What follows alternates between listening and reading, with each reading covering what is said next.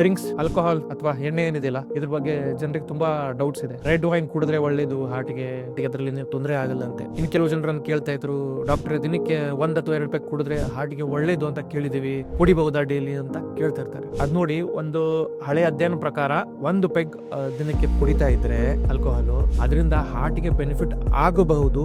ಅದು European population ಅಲ್ಲಿ, Europe ಅಲ್ಲಿರೋ ಜನರಲ್ಲಿ ಬೆನಿಫಿಟ್ ಆಗಬಹುದು ಅಂತ ಒಂದು ಅನಿಸಿಕೆ ಇತ್ತು. ಆದರೆ ರೀಸೆಂಟ್ ಆಗಿರೋ ಅಧ್ಯಯನಗಳ ಪ್ರಕಾರ, ಎಸ್ಪೆಷಲಿ ಇಂಡಿಯನ್ಸ್ ಅಲ್ಲಿ, ಇವನ್ 1 ಪೆಗ್ ಅರ್ಧ ಪೆಗ್ ಕೂಡ ನಮ್ಮ ಹಾರ್ಟ್ ಗೆ ಒಳ್ಳೇದಲ್ಲ. ಇದರಿಂದ ಹಾರ್ಟ್ ಪಂಪಿಂಗ್ ಕಡಿಮೆ ಆಗಬಹುದು, ಡೈಲೇಟೆಡ್ ಕಾರ್ಡಿಯೋಮಯೋಪತಿ ಅಂತ ಹೇಳೋ ಕಂಡೀಷನ್ ಆಗಬಹುದು, ಅಟ್ರಿಯಲ್ ಫಿಬ್ರಿಲೇಷನ್ ಅಂತ ಹೇಳ್ತೀವಿ. ಆದ್ರೆ ಇದೇ ಬಡ್ತ ತುಂಬಾ ಫಾಸ್ಟ್ ಆಗ್ಬಿಡುತ್ತೆ, ಆತರ ಆಗ್ಬಹುದು. ಇಲ್ಲ, ಇದರಿಂದ ನಮ್ಗೆ BP, ಶುಗರ್ ಬರೋ ಚಾನ್ಸ್ ಕೂಡ ಇರುತ್ತೆ. ಅಲ್ಲದೆ ಈ ಕುಡಿತದಿಂದ ಲಿವರ್ ಡ್ಯಾಮೇಜ್ ಆಗೋದು, ಬ್ರೈನ್ ಮೇಲೆ ಎಫೆಕ್ಟ್ ಬೀಳೋದು, ಮತ್ತೆ ಹೊಟ್ಟೆ ಕ್ಯಾನ್ಸರ್ ಆಗೋ ಚಾನ್ಸಸ್ ಕೂಡ ಇರುತ್ತೆ. ಅದರಿಂದಾಗಿ ನಾವು ಭಾರತೀಯರಲ್ಲಿ ಯಾವುದೇ ಪ್ರಮಾಣದಲ್ಲಿ ಕೂಡ ಆಲ್ಕೋಹಾಲ್, ಮದ್ಯಪಾನ ಇದೆ, ಅದು ಸೇಫ್ ಅಲ್ಲ. ಅದರಿಂದಾಗಿ ನಿಮ್ಗೆ ಡ್ರಿಂಕ್ಸ್ ಮಾಡೋ ಅಭ್ಯಾಸ ಇದ್ರೆ ಅದನ್ನ ಜಸ್ಟಿಫೈ ಮಾಡೋದಿಕ್ಕೆ 1 ಪೆಗ್ ಹಾರ್ಟಿಗೆ ಒಳ್ಳೇದಂತ ಹೇಳಲಿಕ್ಕೆ ಹೋಗ್ಬೇಡಿ.